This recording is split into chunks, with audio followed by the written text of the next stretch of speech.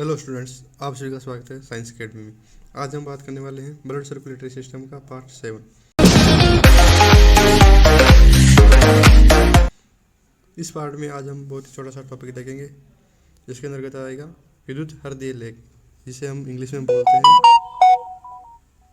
Electrocardiograph. ये क्या होता है कि सामान्यतः आप अपने किसी रिलेटिव को हॉस्पिटल में लेके जाते हैं, इमरजेंसी होती है, तो वहाँ पे सबसे जाते हैं पहले उसको एक बेड के अंदर सुला के उसके शरीर में एक मशीन लगा दी जाती है जिससे पी पी पी की आवाज़ सुनाई देती है। वह पी पी पी की आवाज़ जो होती है उसके अंदर उस आप जिस व्यक्ति को लेकर गए उसका ईसीजी प्राप्त किया जाता है।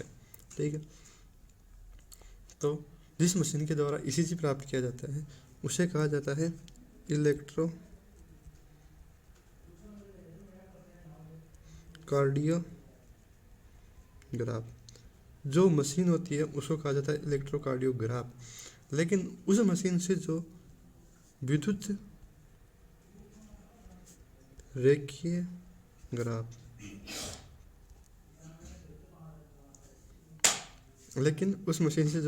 रेखीय ग्राफ प्राप्त होता है उसको कहा जाता है इलेक्ट्रोकार्डियोग्राफ। ठीक है, इसके बाद हम देखेंगे कि जिस मनुष्य का ईसीजी प्राप्त करना होता है उसके शरीर में मुख्यतः 3 लीड लगाई जाती है। 2 लीड जो होती है उसकी दोनों हाथों की कलाइयों पर लगाई जाती है। दोनों कहाँ लगाई जाती है? उसकी दोनों कलाइयों पर एक एक लीड दोनों कलाइयों पर लगाई जाती है, और एक लीड जो होती है उसकी बाईं ओर की एडी पर लगाई जाती है।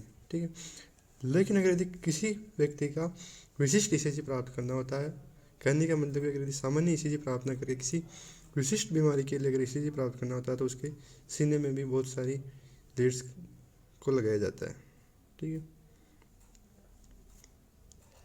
इसके बाद अब हम ईसीजी को एक ग्राफ की सहायता से देखेंगे। उसके अंदर हम पूरा एक ही ग्राफ के अंदर पूरी ईसीजी को समझ लेंगे, जो कि आपके मेन इंपॉर्टेंट टॉपिक होगा या पॉइंट होगा एनसीईआरटी के, वो सब वहीं पे क्लियर हो जाएंगे। ठीक है, तो हम इसको एक डायग्राम की सहायता से देखते हैं। डायग्राम बनाऊंगा, ठीक है। उस डायग्राम के अंदर हम पूरे उसको ईसीजी को विस्तार से पढ़ लेंगे। ठीक है, तो ये सबसे पहले एक वेव, उसके बाद दूसरी वेव बनेगी, यहाँ से ये जाएगी, इसके बाद वापस ये डायग्राम आपकी एनसीईआरटी में बना हुआ जहाँ पे आप इसको समझ सकते हो आराम से, कोई दिक्कत वाली बात नहीं है। ठीक है,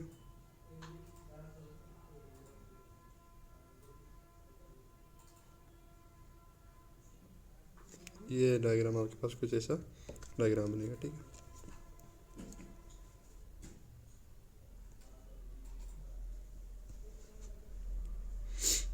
आपके पास ऐसा कुछ डायग्राम बनेगा।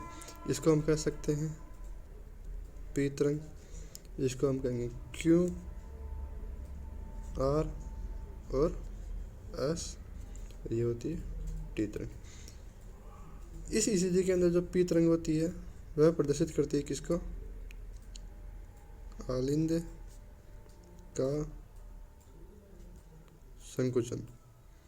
इसके अलावा यहाँ पे जो क्यू आर और एस जो वेव होती है, यह तीनों के तीनों नीले के संकुचन को प्रदर्शित करती है। किसको करेगी? नीले का संकुचन। इसके अलावा जो ये टी वेव होती है यह करती है नीले का अनुशीतलन, नीले का अनुशीतलन। इसके बाद वापस क्या होता है कि ये पी तरंग आ जाती है, और पी तरंग का पता है कि ये क्या करता है? आलिंद के संकुचन को प्रदर्शित करता है। पी तरंग जो होती है आलिंद के संकुचन को वापस प्रारंभ कर देगा। कहने का मतलब ये है कि यहाँ पे आलिंद का संकुचन होगा, नीले का संकुचन होगा और नीले का अनुशीतलन होगा, लेकिन यहाँ पे आलिंद का अनुशीतलन नहीं होता है। नीले का संकुचन जो होता है वह क्यू वेव के जस्ट तुरंत बाद ही प्रारंभ हो जाता है।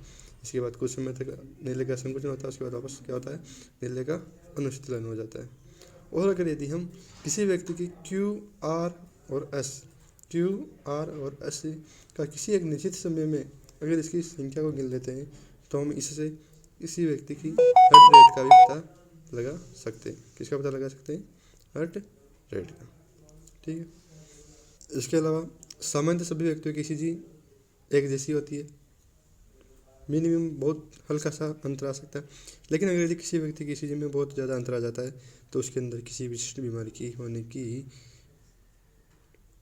संभावना अधिक हो जाती है कि इसके अंदर किसी न किसी तरह की बीमारी, इसलिए इसका ईसीजी जो आया है वह नॉर्मल नहीं आया है। वीडियो अच्छा लगा तो लाइक करें, कमेंट करें, शेयर करें एंड सब्सक्राइब करें। जय हिंद, जय भारत। इसके बाद हम नेक्स्ट टॉपिक के अंदर बात करेंगे किसकी? डबल सर्कुलेशन की।